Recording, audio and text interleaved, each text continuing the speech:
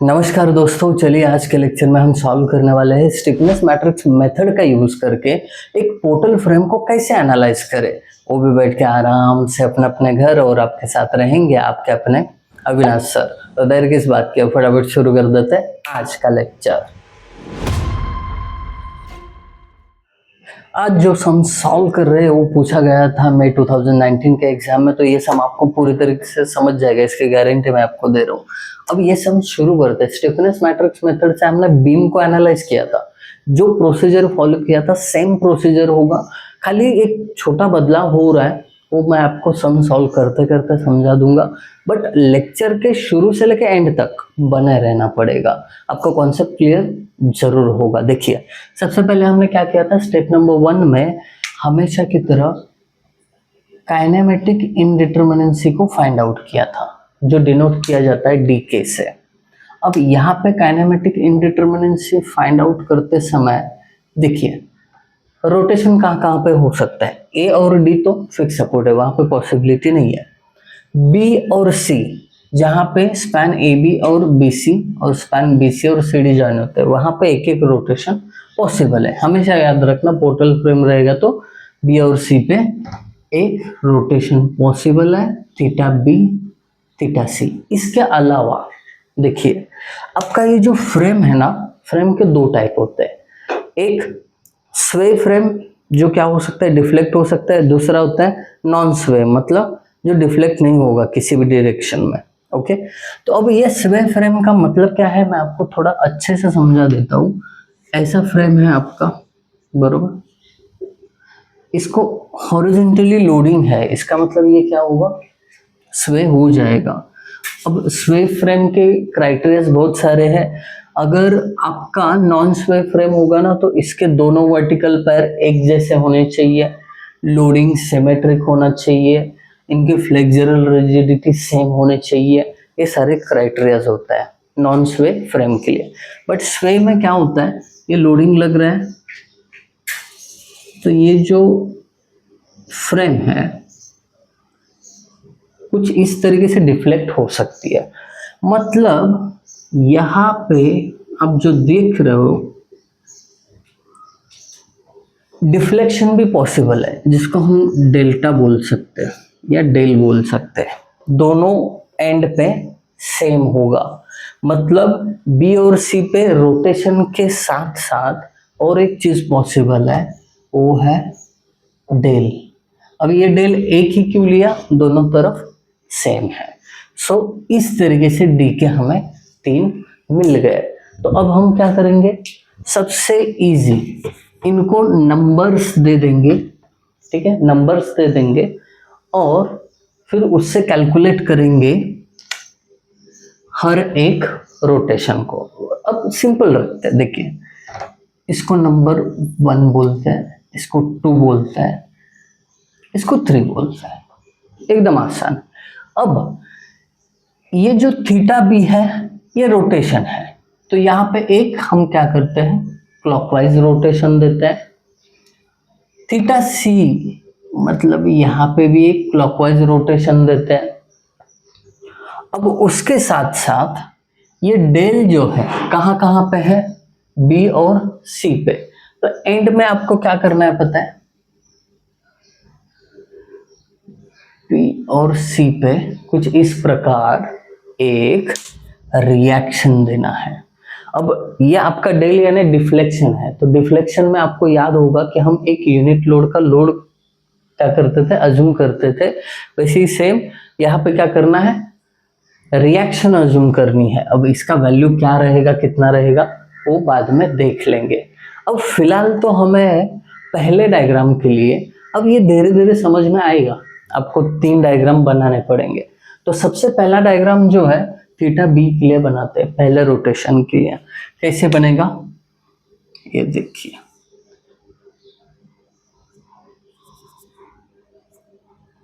ये fix support है इधर, यहां तक ही है, डन। अब ये स्पैन 3 मीटर है, ये टोटल 5 मीटर है और ये 4 मीटर है। पॉइंट के नाम लिख दूं, A B C D. Actually diagram में डिफ्लेक्शन भी दिखाते हैं, बट डायग्राम छोटा है तो ज़्यादा कंजर्शन ना हो, इसके लिए खाली बी पे अभी क्या करेंगे, रोटेशन दिखाएंगे, वो भी क्या, क्लॉकवाइज वाला। देखिए बी से सी की बात क्लॉकवाइज की जाए तो क्लॉकवाइज कैसे होगा, ऐसे, है ना, बी टू सी क्लॉकवाइज मतलब ऐसे। अब बी टू ए ये क्लॉकवाइज मतलब ऐसा, कुछ इस प्रकार आप इसको ले सकते हैं, है ना। बी टू ए के लिए क्लॉकवाइज ये कैसे, ऐसे आएगा, बरोबर, परफेक्ट। अब क्लॉकवाइज रोटेशन दे दी है। अब इसका फार पार्ट जो है इस पॉइंट का, यहाँ पे भी क्लॉकवाइज होना चाहिए, तो ये क्लॉकवाइज किया। यहाँ पे भी देखिए अपने क्लॉकवाइज मतलब कैसा होगा, ये डायरेक्शन में होगा, बरोबर। तो अब देखिए ये जो है फिक्स सपोर्ट है, तो यहाँ पे 0 आपका ये रोटेशन आएगा। बट जहां पे आपने क्लॉकवाइज रोटेशन दिया है जिस पॉइंट पे, वहां पे उसका वैल्यू 4EI अपॉन L रहता है, और यहाँ पे भी 4EI अपॉन L। अब ये आपने बीम में भी किया था, सेम चीज यहाँ पे भी कर रहे हैं। अब जिस पॉइंट पे रोटेशन लगा है उसके दोनों साइड जो रोटेशन है उस पर 4EI upon L, 4EI upon L लिख दिया। जो फार पार्ट है उस पे 2EI अपॉन L लिया। अब बीम था तो हम देखते थे कि हिंज सपोर्ट है, रोलर सपोर्ट है तो 2EI अपॉन L लगाते थे। अगर फिक्स सपोर्ट है तो 0, तो फिक्स सपोर्ट पे 0, ये तरह से डायग्राम रेडी है। अब आपको इसमें एक्स्ट्रा का क्या पार्ट करना है जो बीम में नहीं किया था, तो ये है कि आपका रोटेशन के साथ साथ इस डिफ्लेक्शन के लिए, डेल के लिए एक रिएक्शन लेना पड़ेगा। तो याद रखना जब भी आप रिएक्शन लोगे वो रोटेशन की उल्टी दिशा में लेना है। जैसे कि अगर आपका रोटेशन क्लॉकवाइज लिया है आपने, बरोबर, तो इस बीम पे, ठीक है, डिफ्लेक्शन हमेशा वर्टिकल पार्ट का ही होता है, ठीक है। अभी डायग्राम दिखाया था उसमें वर्टिकल जो मेंबर है वही डिफ्लेक्ट हुआ था। तो इस मेंबर को आप क्या करो, एंटी क्लॉकवाइज रिएक्शन दे दो। क्यों, क्योंकि आपने अगर रोटेशन क्लॉकवाइज लिया है ना ये, तो यहाँ पे बीम को रिएक्शन एंटी क्लॉकवाइज ले लो। अब ये जो ए बी पार्ट है ऐसा घूमेगा तो क्लॉकवाइज आएगा, हम एंटी क्लॉकवाइज चाहते हैं, मतलब ऐसा घूमना चाहिए। अब ऐसा घूमना चाहिए, इसके लिए यहाँ पे एक रिएक्शन और यहाँ पे एक रिएक्शन, ये बराबर एंटी क्लॉकवाइज घुमाएगा। Got it. अब बी पॉइंट है, इसके लिए A B portion anti clockwise घुमा रहे हैं, इसको याद रखिए। डन। अब इस रिएक्शन की वैल्यू क्या होती है, तो इसकी वैल्यू होती है 6EI अपॉन L²। बट यहाँ से फार एंड देखा जाए तो वो फिक्स्ड है, तो ये डायरेक्टली 0 होगा, ठीक है, ये फार एंड 0 होगा। अगर कोई और एंड होता तो यहाँ पे 6EI अपॉन L² ही आता। Perfect, done. तो कुछ इस प्रकार आपका डायग्राम बना। तो मैं रिपीट करता हूँ, आपने एक्स्ट्रा का क्या किया जो बीम में नहीं किया था, तो सिंपली यहाँ पे रिएक्शन दे दी है फॉर दिस डिफ्लेक्शन। वो डिफ्लेक्शन है, इसके लिए रिएक्शन एक्स्ट्रा का दिया। और रिएक्शन देते समय ये ध्यान रखा कि रोटेशन अगर क्लॉकवाइज है तो ये रिएक्शन के कारण एंटी क्लॉकवाइज मूवमेंट हो। Got it, perfect. अब ये जैसे ही हो गया, आपको करना क्या है पता है, K11 मतलब K के वैल्यूज फाइंड आउट करना है। देखिए K11 सिंपल, पहला वन जो है पहले की तरह पहले डायग्राम के लिए, मतलब अगर ये आपका फर्स्ट डायग्राम है, ठीक है, यहाँ पे लिख देता हूँ, ये आपका फर्स्ट रोटेशन का डायग्राम है, तो ये पहला वन पहले डायग्राम के लिए है। अब दूसरा वन किसके लिए है, तो आप देखो DK में है, इसके लिए है। अब इसका मतलब क्या कि अगर 1 का 1 है पहले डायग्राम में, यहाँ पे 1 दिखे, थीटा एट बी आपको चेक करना है। थीटा एट बी मतलब रोटेशन एट बी। अब बी पे देखा जाए तो रोटेशन 2 है, 1 2, ये तो रिएक्शन है, रिएक्शन को कंसिडर नहीं करना। तो 2 रोटेशन है, दोनों को क्या करो, क्लॉकवाइज है तो ऐड करो, 4EI upon L plus 4EI upon L, that's it, simple एकदम। अगर चीज रिपीट करके रिवाइंड करके देखना है 10 सेकंड पीछे जाओ, देखो। अब देखिए मैं समझाता हूँ आपको, हमेशा पहला वाला पार्ट पहले लेना। अब 4EI अपॉन एल, इसका स्पैन 5 है, तो 4/5 प्लस EI कॉमन एंड में लिखेंगे। अब दूसरा जो रोटेशन है उसके लिए देखिए 4 अपॉन एल का वैल्यू 4 इज इक्वल टू, अब K11 का वैल्यू मिल जाएगा आपको। थोड़ा आराम से इसलिए बता रहा हूँ कि पहला सम है, समझना जरूरी है, इसके लिए आराम से जा रहा है। 1.8 EI, दैट्स इट। अब 1 से जितना पॉसिबल है वो सब निकालेंगे, जैसे कि 1 डायग्राम में दूसरा 3 पॉइंट है ना, 3 तक जाना है हमें। पहला जो है डिजिट वो फर्स्ट डायग्राम के लिए, ओके। अब ये दूसरा डिजिट डीके में जाइए, पता चलेगा। आप यहाँ पे बोल रहे कि थीटा एट सी देखिए, मतलब रोटेशन एट सी देखिए। यहाँ पे सी पे एक ही रोटेशन है, क्लॉकवाइज है, 2EI अपॉन एल। अब ये 2L का वैल्यू BC स्पैन के लिए कितना है, 4, मतलब ये हुआ 0.5 EI, सिंपल। अब इसके बाद 3 पॉइंट है ना, तो तीसरा भी यहाँ पे आएगा K13। अब पहला 1 पहले डायग्राम के लिए डन। अब तीसरा क्या है देखने के लिए यहाँ पे जाओ। तीसरे पे आपको पता करना है कि वहां पे डिफ्लेक्शन कितना है। अब डिफ्लेक्शन माने तो B पॉइंट पे रिएक्शन। अब ये reaction 6EI upon L square है, वो लेफ्ट में जा रहा है तो minus 6EI upon L square, तो ये -6L स्क्वायर। अब देखिए L कौन सा लेना है, जो B पॉइंट से वर्टिकल आपको लेग मिलेगा उसी का लेंथ लेना है हमेशा। 5 स्क्वायर इज इक्वल टू, पता चलेगा वैल्यू अभी, -6 डिवाइडेड बाय 5 का स्क्वायर, 0.24 माइनस 0.24 दैट्स इट। हमने करके दिखाया। देखिए ये चीज मैं आराम से बता रहा हूँ, मैं मेरा बहुत सारा टाइम इन्वेस्ट कर रहा हूँ यहाँ पे, इसके बावजूद कि मुझे पता है कि 60% लोग आज भी हमारे चैनल पे ऐसे हैं जो वीडियो तो वॉच कर रहे हैं बट सब्सक्राइब नहीं किए हैं।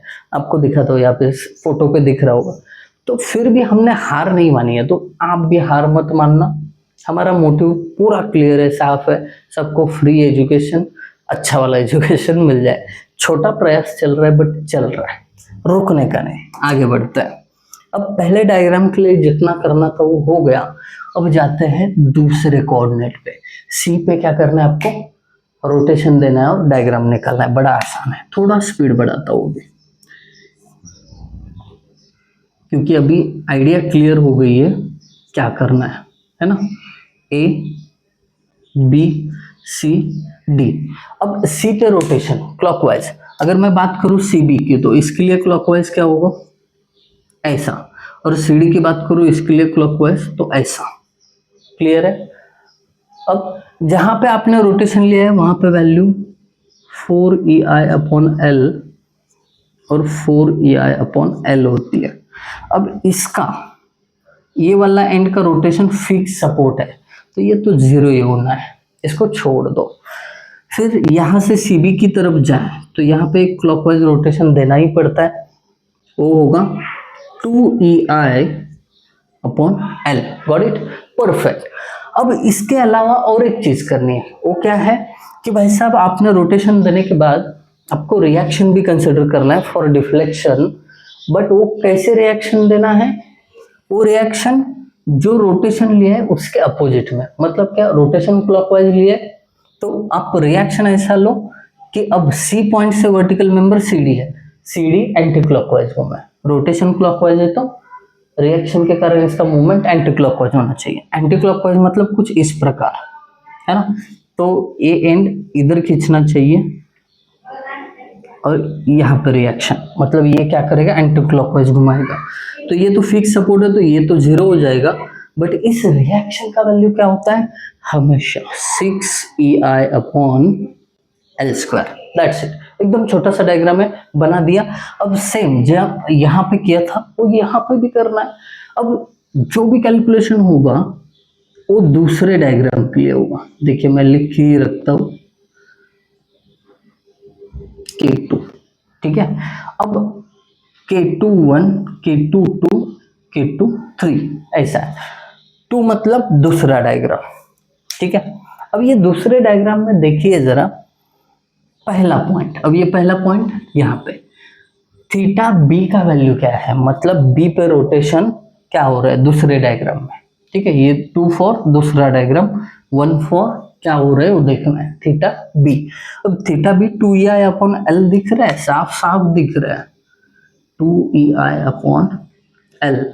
अब ये 2 रहा, एल का वैल्यू अब कौन सा लेना है आपको, देखिए सी से लेके बी तक रोटेशन मेजर कर रहे हैं ना, तो ये आपका 4 रहेगा, मतलब 0.5 EI, परफेक्ट। अब ये होने के बाद K22, पहला 2 दूसरे डायग्राम के लिए 2 मतलब अब थीटा सी देखना है, सी पे रोटेशन, ये तो रिएक्शन है उसको मत लेना, rotation 4EI upon L, 4EI upon L, पहला लेफ्ट वाला 4EI। एल का वैल्यू इस स्पैन के लिए 4 है, प्लस 4EI अपॉन, अब ये स्पैन 3 है, 3 है इधर लिखा है, देन इज इक्वल टू, कर लेते इसको कैलकुलेट, 4/4 1 होता है, प्लस 4/3 1.33 होता है, मतलब ये हो जाएगा 2.33। ये दैट्स इट, बहुत ही सिंपल है, चीज बना दी। अब दूसरे डायग्राम के लिए 2, 3 रिएक्शन मेजर करना है। देखिए सी पे रिएक्शन ए किया, 6EI अपॉन एल स्क्वायर। अब ये लेफ्ट की तरफ जा रहा है, लेफ्ट की तरफ जा रहा है तो माइनस, अगर राइट की तरफ जा रहा होता ना तो मैं उसको प्लस लेता। अब ये माइनस है 6EI upon L square. L मतलब किसका एल, देखिए CD पोर्शन, जिस पॉइंट से आपका वर्टिकल ले गए उसका कितना है 3, इसका स्क्वायर कर लेते हैं, वैल्यू कैलकुलेट। बड़ा आसान है, बस क्या है दिमाग बड़ा ठंडा रखना पड़ता है मेरे बॉस। दिमाग अगर ठंडा नहीं रहा तो कैलकुलेशन में गड़बड़ होगा, प्रोसेस नहीं समझेगा, बहुत सारी दिक्कतें होती है। -0.67, चाहे पेपर कितना भी कैसा भी ट्विस्टेड आए, दिमाग ठंडा रखो तो पेपर ऑटोमेटिकली सॉल्यूशन में रूपांतर हो जाएगा उसका, ठीक है। अब ये दूसरे के लिए क्या, अब तीसरा, वैसा भी ये बड़ा मजेदार है। तीसरे के लिए करना क्या है आपको, सेम डायग्राम है ना, ओके। अब आपका, ठीक है, पहले पॉइंट भी लिख लेता हूं, ABCD। अब देखिए सबसे पहले रोटेशन यहाँ पे नहीं है, डिफ्लेक्शन दिया है, तो डिफ्लेक्शन कहाँ कहाँ पे हो रहा है, B और C पे। तो हम क्या करेंगे, लोड इस डायरेक्शन में तो ऐसा लेंगे, अदरवाइज अगर इधर लोड है तो आप इस तरफ भी ले सकते हो। हमने क्या किया, उस साइड पे डिफ्लेक्शन जाएगा, ऐसा रिएक्शन दिया है ना। जैसे कि यहाँ पे हमने क्या किया था, रोटेशन था सी पॉइंट पे, तो पहले वहां पे क्लॉकवाइज रोटेशन लगा दिया, बरोबर। फिर उसके बाद क्लॉकवाइज रोटेशन लगाने के बाद रिएक्शन लगाया था। तो यहाँ पे क्या है, पहले डिफ्लेक्शन है तो पहले रिएक्शन लगेगा कुछ इस तरीके से। और इनका वैल्यू क्या होगा पता है, वैल्यू लिख लेते हैं, एक minute. 12EI L cube, 12EI upon L cube, और यहाँ पे भी 12EI अपॉन L क्यूब। याद रखना बिल्कुल इसके विपरीत है, आपने C पे रोटेशन था तो वहां पे क्लॉकवाइज क्या किए थे, रोटेशन लिए थे। यहाँ पे आपका बी और सी पे डिफ्लेक्शन होने वाला है, तो डिफ्लेक्शन के लिए हमने रिएक्शन लिए। अब रिएक्शन इसी डायरेक्शन में इसलिए लिए कि आपका फोर्स फ्रेम को उस साइड पुश कर रहा है, इतना ही रीजन है। अगर आपका फोर्स कभी इस साइड पुश करेगा ना, तो ये जो एरोज है ना इस साइड ले लेना, ठीक है, परफेक्ट। तो अब देखिए आपने ये जैसे ही रिएक्शन इधर लिए, तो आपको ना इधर बैलेंसिंग रिएक्शन इधर आते हैं ऐसे अपोजिट में, मतलब ये क्या होगा, क्लॉकवाइज। हालांकि ये फिक्स सपोर्ट होने के कारण जीरो होने ही वाले हैं, उसको कैलकुलेशन में नहीं लेना है, बट ये क्लॉकवाइज क्या हो गया, रोटेशन इन रिएक्शन के कारण, ये याद रखना। अब जैसे आपने यहाँ पे रोटेशन लेने के बाद रिएक्शन लिया था, वैसे ही सेम अपना मेन रिएक्शन देने के बाद दोनों पॉइंट पे रोटेशन लेना है, बरोबर। मैंने क्या कहा था यहाँ पे कि आपने ये रोटेशन दिए थे पहले जहां जहां पे चाहिए, तो एडिशनल बीम से ज्यादा काम किया था कि रिएक्शन भी दिया था। अब वैसे ही सेम आपने यहाँ पे रिएक्शन मेन तो ले लिया, बट साथ में यहाँ पे रोटेशन भी लेना पड़ेगा। अब ये रोटेशन कैसे लेना पड़ेगा, अगर रिएक्शन के कारण क्लॉकवाइज मूवमेंट हो रही है, ये देखिए क्लॉकवाइज, तो यहाँ पे आपके रोटेशन आएंगे एंटी क्लॉकवाइज, कुछ इस तरीके से दोनों पॉइंट पे। एक्चुअली सी पे यहाँ पे दिखाता हूँ, दोनों पॉइंट में। आई बात समझ में, ये दोनों तरफ क्या आएंगे, रोटेशन वो एंटी क्लॉकवाइज आएंगे। क्यों, क्योंकि इस रिएक्शन के कारण क्लॉकवाइज हो रहा है। अब ये बिल्कुल उल्टा है, किसके, इसके। यहाँ पे हमने रोटेशन क्लॉकवाइज दिया था, तो रिएक्शन लेते समय वो रिएक्शन ऐसा लिया कि जिसके कारण एंटी क्लॉकवाइज मूवमेंट हो, तो अपोजिट करना है, दैट्स इट। थोड़ा सा रिवाइंड करके देखेंगे तो आराम से समझ में आएगा, तो ज़्यादा लोड लेने लायक कोई भी बात है नहीं, तो इसे अच्छे से ध्यान से देख लो।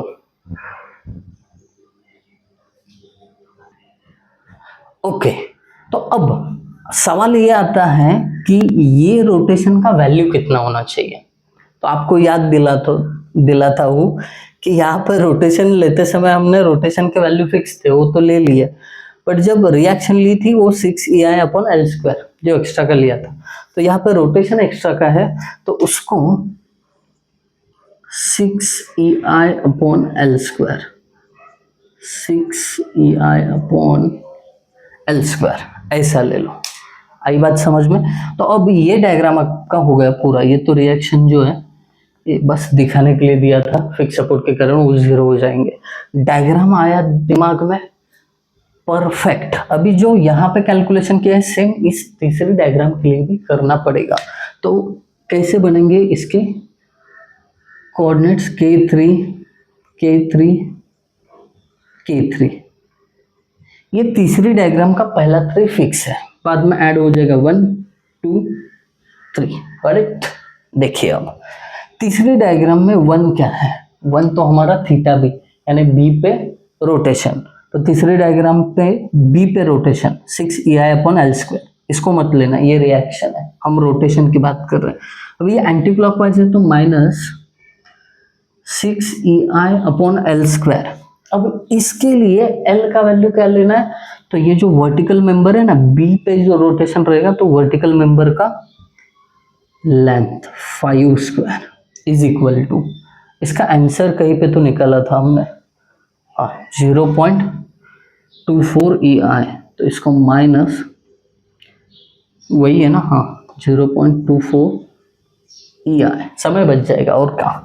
K32, अब तीसरी डायग्राम के लिए 3 मतलब दूसरी चीज थीटा सी, मतलब सी पे rotation anti clockwise, again -6EI/L² है, बट सी पे रोटेशन है तो सी से निकलने वाला वर्टिकल मेंबर उसकी लेंथ ये 3 है, तो 3 का स्क्वायर। तो ये वैल्यू देखते हैं, निकला था पहले 0.67, तो ये -0.67 EI।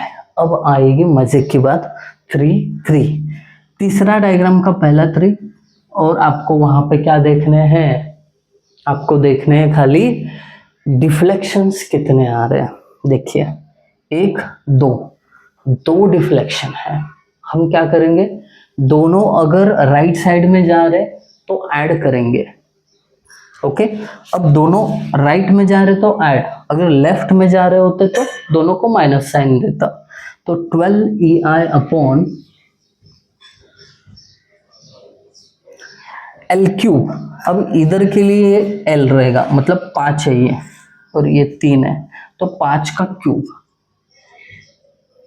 प्लस ये देखिए 12EI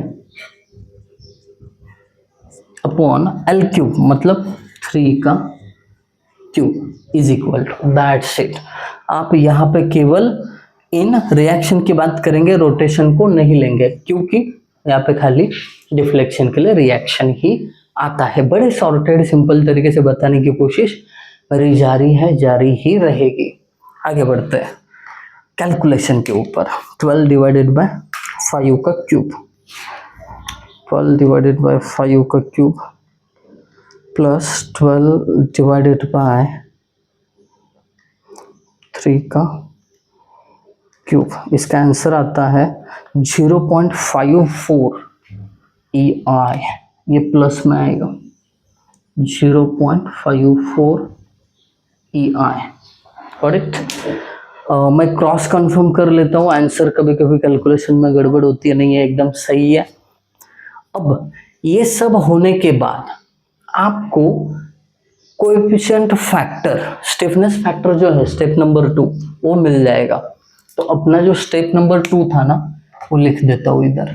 आप लोग इसके नीचे ही लिखना, अभी मेरे पास स्पेस की गरीबी है तो मैं यहाँ से शुरू कर रहा हूँ। स्टेप 2 स्टिफनेस मैट्रिक्स,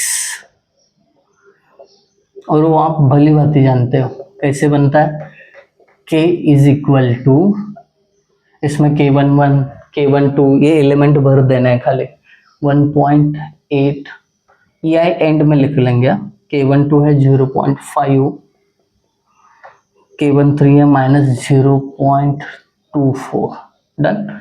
यहाँ से अब 0.5, 2.33, 0.67, अब यहाँ से -0.24 -0.67 और 0.54 बन गया स्टिफनेस मैट्रिक्स। बन गया, बहुत बढ़िया। अब मुझे ना थोड़ा स्पेस चाहिए तो मैं इसको उड़ा देता हूँ, है ना। इसका तो काम हो गया, सबने देखा भी है स्टिफनेस मैट्रिक्स कैसे बनेगा।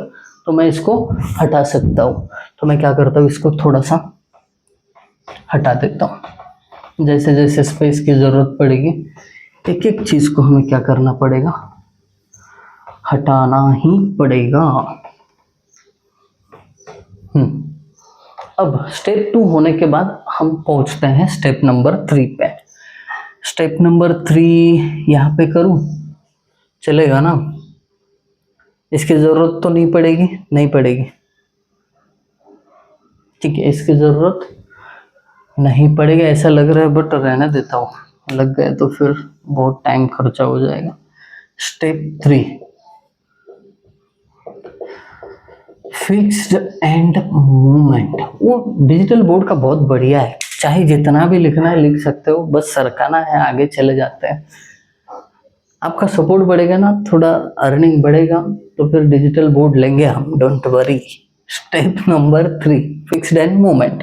अब ये जो है AB BC और CD, इन मेंबर्स को आपको क्या करना है, खाली ऐसा खोल देना है फ्रेम को और फिक्स्ड एंड मूवमेंट निकालना है। जैसे कि AB को आपने फिक्स्ड बीम माना तो MAB और MBA ये 2 मूवमेंट मिलेंगे फिक्स्ड एंड मूवमेंट।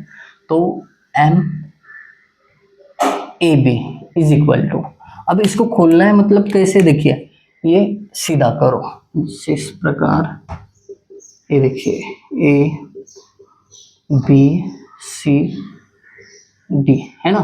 AB एक फिक्स सपोर्ट बीम मानो, फिर BC एक फिक्स सपोर्ट बीम मानो, CD एक फिक्स सपोर्ट बीम मानो, और फिर कैलकुलेट करते जाओ। तो ए बी के लिए ये एंटी क्लॉकवाइज, ये क्लॉकवाइज, ऐसा आगे बनता जाएगा ए बी। अब देखिए ए बी पे लोडिंग कैसा है, ये है इसेंट्रिक लोडिंग, मतलब एक साइड पे लोड है। ए की एंड से ये 3 मीटर है और बी की एंड से ये 2 मीटर है। अब ए बी फाइंड आउट करना है, तो हम क्या करते हैं, आपको अच्छी तरीके से पता है, ये एंटी क्लॉकवाइज है तो माइनस डब्ल्यू नजदीक वाला सिंगल यानी A B square by L square, ऐसा रखते हैं। परफेक्ट। अब माइनस डब्ल्यू का वैल्यू 40 है, ठीक है, 40 इंटू ए का मतलब ये हुआ 3 है ना, बी का मतलब 2 का स्क्वायर डिवाइडेड बाय 5 का स्क्वायर, वैल्यू निकाल लेते हैं। चलिए कितना मिलेगा, -40 इंटू 3 इंटू 2 का स्क्वायर डिवाइडेड बाय 5 का स्क्वायर, -19.2। परफेक्ट। ऑडिट। अब ये होने के बाद आपको क्या करना है, साथ में ही एम ए बी जैसे निकाला वैसे बी ए भी निकालना है, एम बी ए। अब इसके लिए ये क्लॉकवाइज है तो फॉर्मूला है W B A square by L square.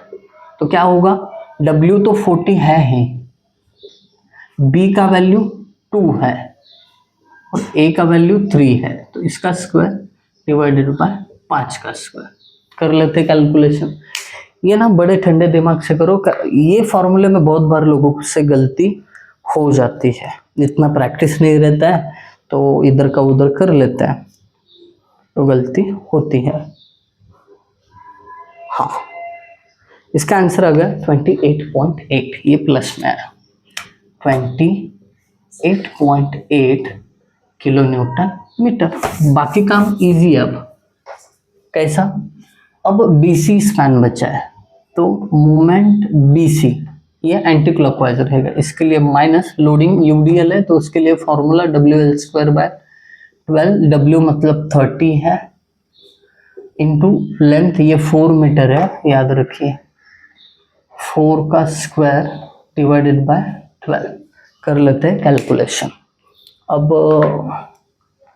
-30 into 4 का square divided by 12, -40 kilo newton metre. अब MBC जैसे निकाला वैसे MCB भी निकाला, ये क्लॉकवाइज रहेगा, इसके लिए MCB जो है प्लस में ही आएगा, फॉर्मूला सेम, खाली वैल्यू क्या होगा, प्लस में 40 किलो न्यूटन मीटर आएगा। चाहिए तो फॉर्मूला लिख देता हूँ, WL स्क्वायर बाय 12, तो ये +40 आता है। आप वैल्यू पुट करके आंसर निकाल देना, इजी है, ज़्यादा समय खर्ची ना हो इसके लिए शॉर्टकट मारा। अब एंड वाला CD अगर सीधा करोगे तो MCD सबसे पहले निकालना पड़ेगा, है ना, ये एंटी क्लॉकवाइज रहेगा, इसके लिए माइनस, लोडिंग कुछ भी नहीं है तो 0 ही होना है, तो हम क्या करते हैं MCD और MDC दोनों को 0 लिख लेते हैं।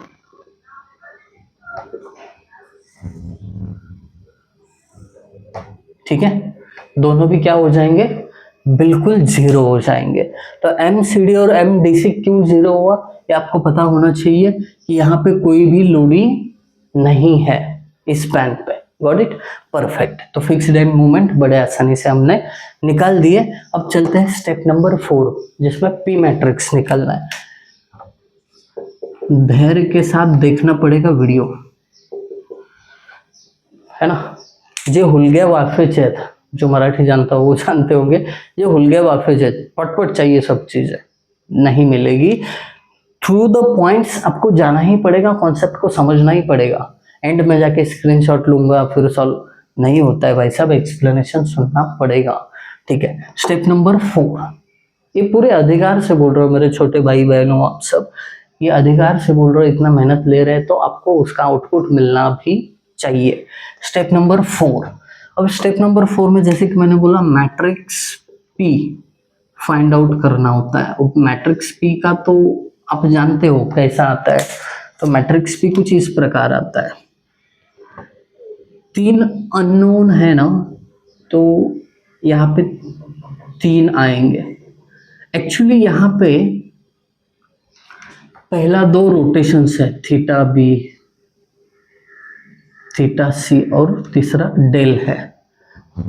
पहले 2 निकालते समय तो बीम में जो प्रोसेस अप्लाई किया था वही होगा रोटेशन के लिए, कि total fixed end movement at 1, यानी बी पे total fixed end movement, C पे भी वही होगा total fixed end movement at C. But del जो है ना, इस पे थोड़ा सा अलग होने वाला है, तो वो देखेंगे। बट उससे पहले थीटा बी थीटा सी यानी P1 P2 तो निकाल लेते हैं। क्या है total fixed end at B, मतलब B A plus B C करना पड़ेगा।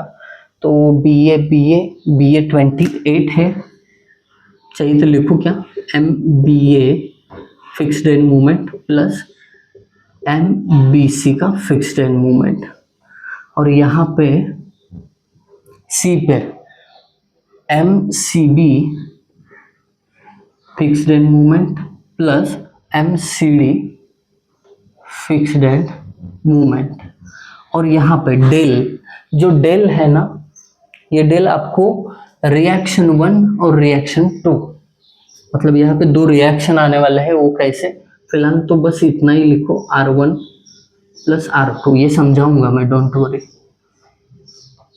पहले ये 2 एलिमेंट निकाल लेते हैं। एम बी ए कितना है 28, एम बी सी कितना है -40, ठीक है लिख दिया। फिर उसके बाद एम सी बी कितना है, एम सी बी 40 है +40, एम सी डी कितना है 0, तो ये +0। अब बची बात R1 और R2 की, तो चलिए ये भी समझा देता हूँ 1 मिनट में। तो अब ये जो है R1 और R2, ये निकालने के लिए हमें एक और टास्क करना पड़ता है। वो क्या है मैं आपको समझाता हूँ बड़े आराम से। देखिए ये जो 2 वर्टिकल लेग है ना, इनको ड्रॉ करो पहले।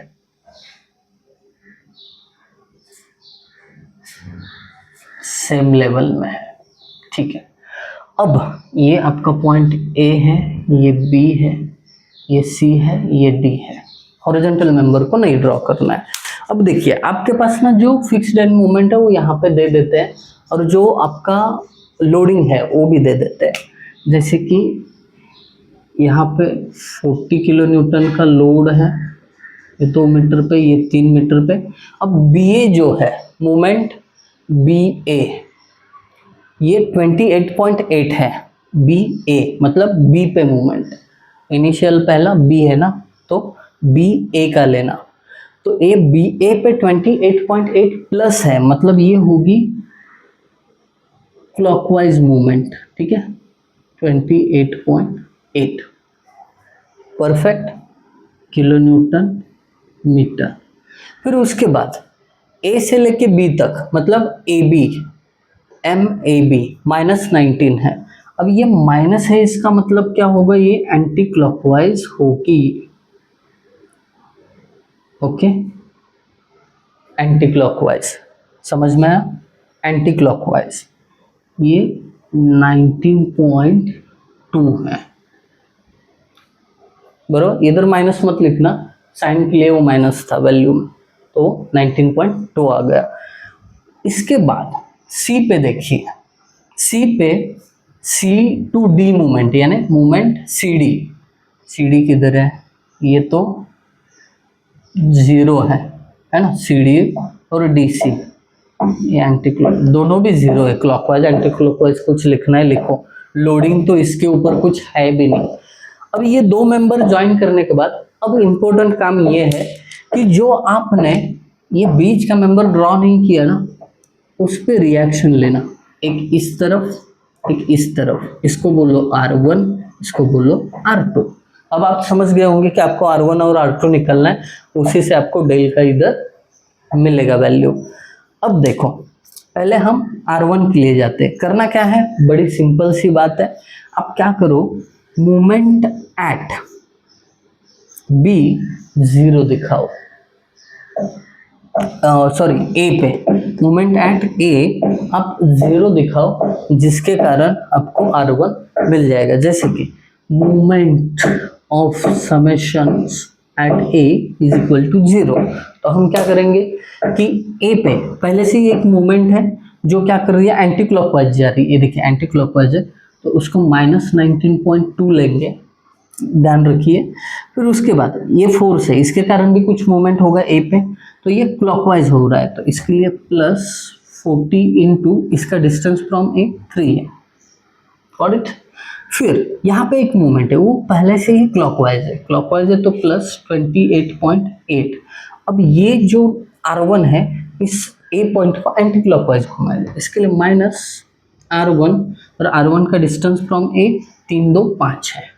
थोड़ा फास्ट कैलकुलेशन लिया, बट आई गेस आप समझ गए होंगे। R1 निकालने के लिए ये सब कुछ चल रहा है। ए पे हमने समेशन ऑफ मोमेंट 0 लिया और उसका यूज करके ये इक्वेशन लिखा। अभी ये इक्वेशन जैसे ही लिखोगे एलसीएम में भी पुट कर लो, कर लेते हैं। -19.2 plus 40 into 3 plus 28.8 minus R1 की जगह x पुट कर देते हैं into 5, alpha is equal to 0, shift solve is equal to 25.92। तो हमें R1 की जो वैल्यू मिली है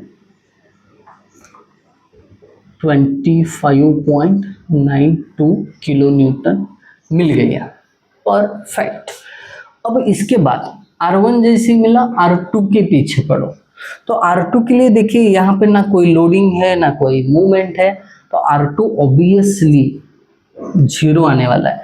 कोई लोडिंग वगैरह होता ना तो हम समेशन Fy या समेशन Fx वगैरह यूज करके वो वैल्यू निकाल लेते, बट यहाँ पे कोई लोडिंग भी नहीं है और ना कोई मूवमेंट भी है, तो हम क्या करें, डायरेक्टली R2 0 लिखे। तो ये दोनों देखिए, R1 क्या कर रहा है, लेफ्ट की तरफ जा रहा है, तो R1 लेफ्ट की तरफ जा रहा है, इसके लिए यहाँ पे होगा -25.92।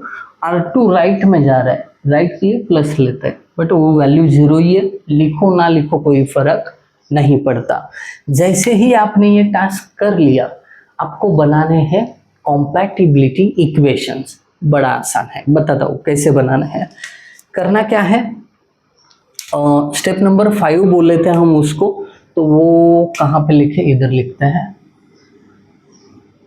इधर लिखते हैं, जैसी जगह मिलेगी वैसा वैसा आगे बढ़ेंगे। स्टेप नंबर 5 वो क्या था, k into theta is equal to p का उल्टा वैल्यू करके लिखना है इधर, ऐसा था ना, देखा था ना हमने, बीम को याद करो जरा, उसमें था ये।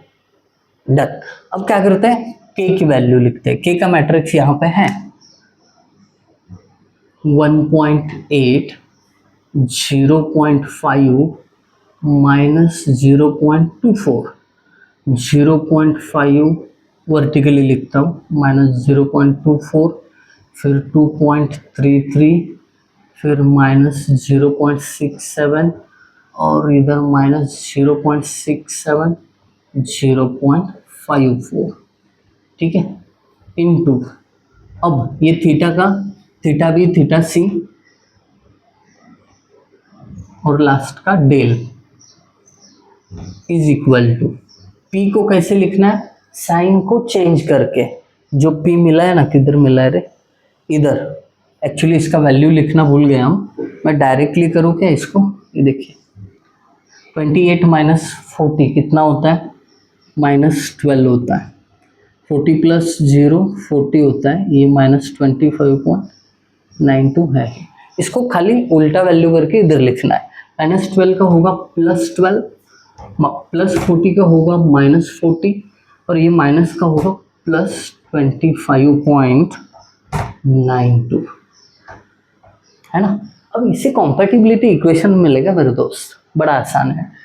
पहले रो से इस कॉलम को, मतलब 1.8 theta B plus 0.5 theta C तीसरा वैल्यू माइनस है तो minus 0.24 delta is equal to पहला रो यानी 12, इक्वेशन नंबर 1।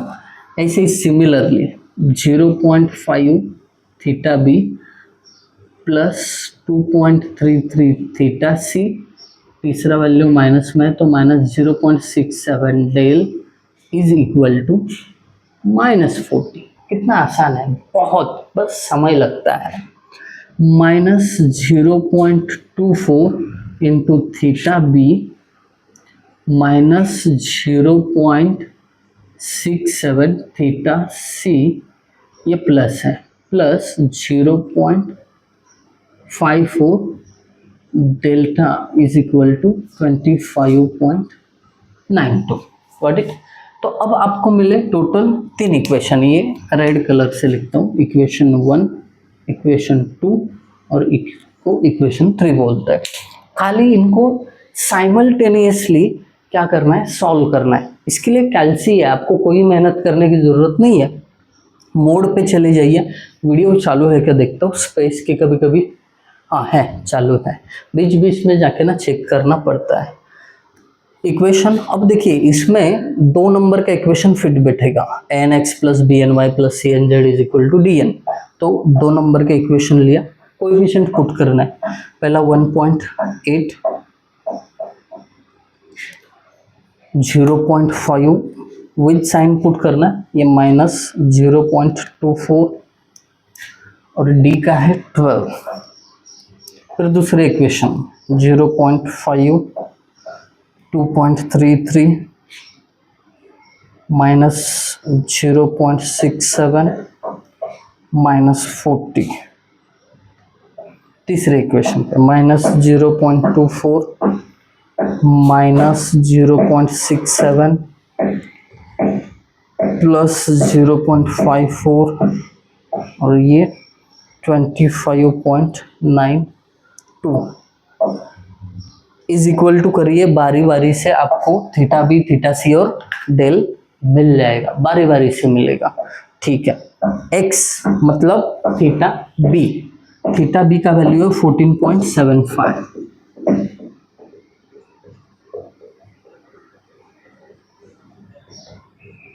थीटा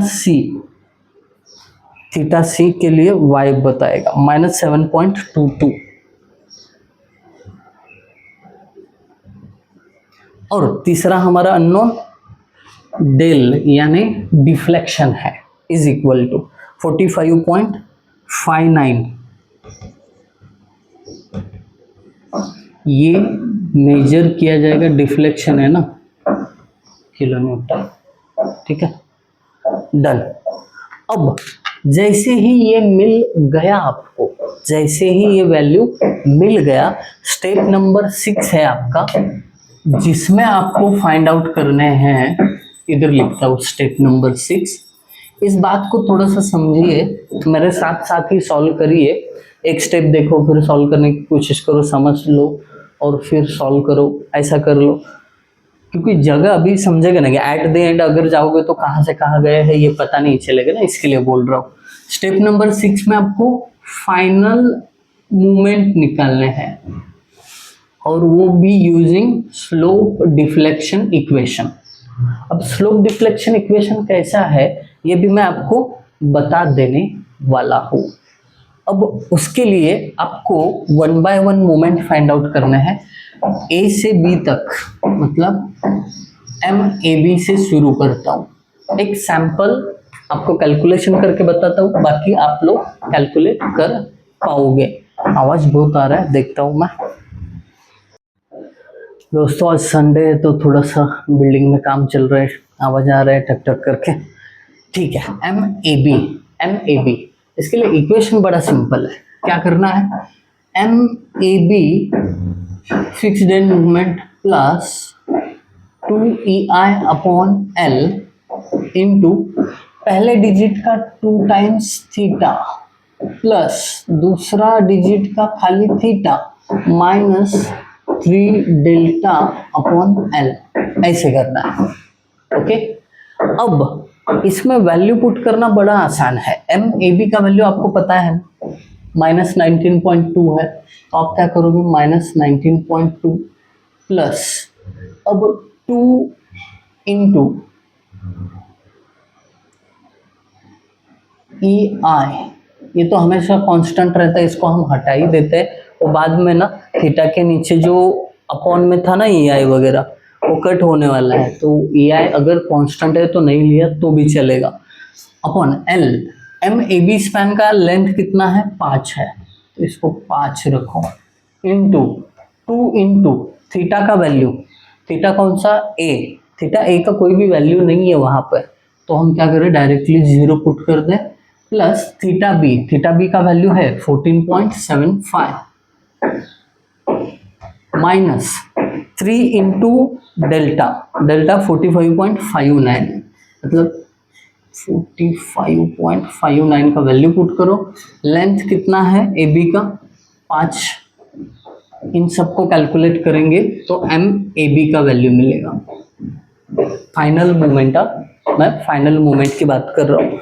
चलिए कर लेते हैं कैलकुलेट, पहले कैलसी क्लियर करता हूँ। -19.2 प्लस 2/5, इस ई आई को मत ले लो कैलकुलेशन में, डायरेक्टली ब्रैकेट में जाओ, 2 तो 0 हो गया, 14.75 माइनस यहाँ पे 3 इंटू 45.59 डिवाइडेड बाय 5, तो आंसर एम ए बी का आता है -24.24। एक बार क्रॉस चेक करना बहुत ज़रूरी है।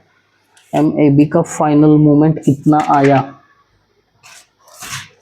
सही है, उनका -24.12 है, हमारा -24.24 आया, ठीक है, -24.24, got it, kilo newton metre. M A B जैसे निकाला वैसे ही एम बी ए निकालो, एम बी ए। अब मुझे लगता है ये रफ करना ही पड़ेगा थोड़ा सा, एक काम करता हूँ इधर का रफ कर देता हूँ, क्योंकि उतने में बैठेगा ही नहीं ना, इधर का रफ कर देता हूँ। ये पार्ट तो अच्छा मोमेंट्स है, ये वर्क कर सकते हैं,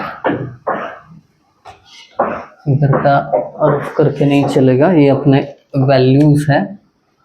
M A B is equal to M B C, ठीक है। हाँ, एम बी ए यहाँ पे ना निकालते हुए यहाँ पे निकाल देता हूँ।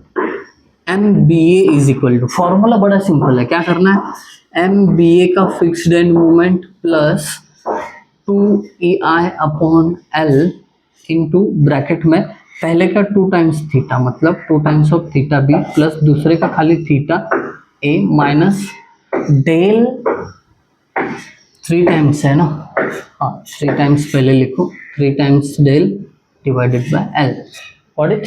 वैल्यू पुट करेंगे, एम बी ए कितना है, बी ए 28.8 प्लस में एज इट इज लिखा 2EI अपॉन बी ए का अगेन 5 ही आएगा span, 2 theta B, 2 into 14.75, perfect, हाँ, प्लस थीटा ए का तो वैल्यू यहाँ पे है नहीं, 0 पुट कर दो, minus 3 into del 45.59 divided by 5, तो हमें मिलेगा एम बी ए का वैल्यू, पता कर लेते हैं।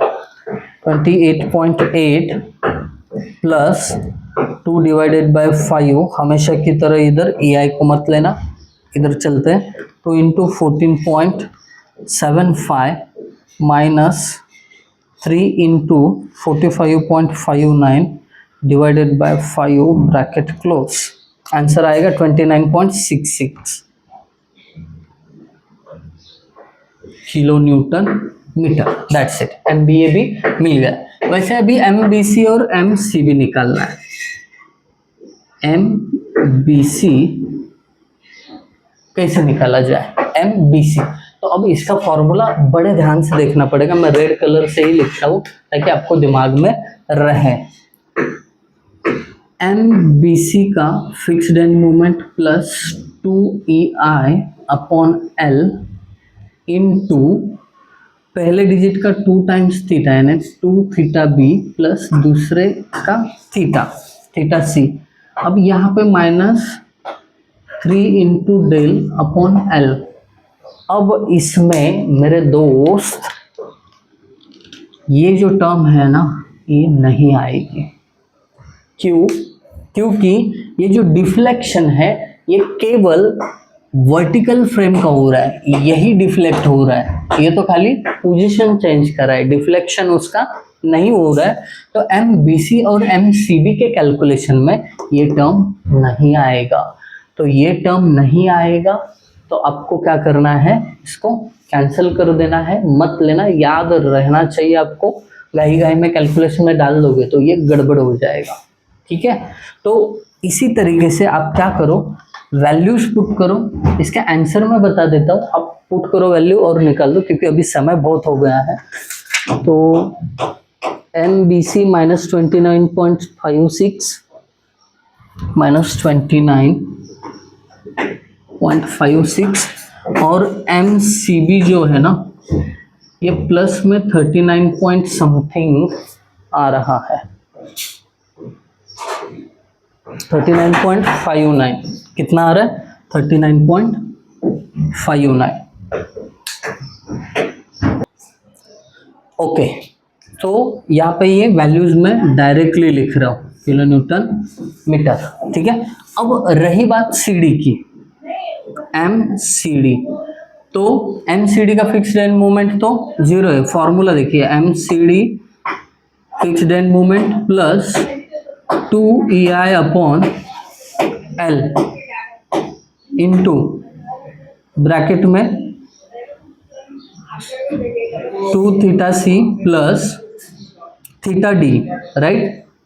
अब CD के लिए ये वर्टिकल है तो आप यहाँ पे -3 इंटू डेल्टा अपॉन L ये तो आ जाएगा। ये कैलकुलेशन में आपको कुछ भी करके लेना है क्योंकि ये वर्टिकल है ना, इसके लिए। अब वैल्यू पुट करते हैं MCD, मोमेंट ऑफ CD तो बिल्कुल आएगा नहीं क्योंकि ये 0 है, फिक्स्ड एंड मोमेंट, ये 0 प्लस 2EI अपॉन L का वैल्यू क्या हो जाएगा। अब CD का स्पैन तो देख लीजिए कितना है, 3 इंटू 2 इंटू थीटा C का वैल्यू यहाँ पे लिखा हुआ है -7.22, तो ये -7.22। तो यहाँ पे थोड़ी होशियारी करके ये माइनस जो है ना आगे लिखो, got it, plus theta D का वैल्यू यहाँ पे है ही नहीं, उसको 0 पुट कर लो, -3 इंटू डेल का वैल्यू 45.59 डिवाइडेड बाय लेंथ 3 रहेगा। तो क्या करना है, सिंपली आपको यहाँ पे आंसर निकाल देना। ये तो 0 है, 2 डिवाइडेड बाय 3 हो जाएगा इंटू ब्रैकेट में -2 इंटू 7.22 -3 इंटू 45.59 डिवाइडेड बाय 3।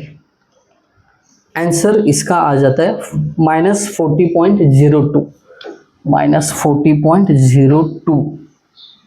तो MCD का आंसर -40.02। तो इस तरीके से आप DC का भी निकाल सकते हो, तो ये फाइनल मोमेंट आपको मिल जाएंगे। MDC भी सेम फॉर्मूला यूज करके निकालना है। समय बहुत जा रहा है, इसके लिए मैं क्या कर रहा हूँ, थोड़ा घाई में इसको फिनिश कर रहा हूँ, बट आपको कॉन्सेप्ट पता नहीं है ऐसा तो नहीं है, आप कर लो ये कैलकुलेशन। मैं आपको MDC का भी वैल्यू बता के रखता हूँ, मतलब क्रॉस वेरिफिकेशन के लिए इजी हो जाएगा।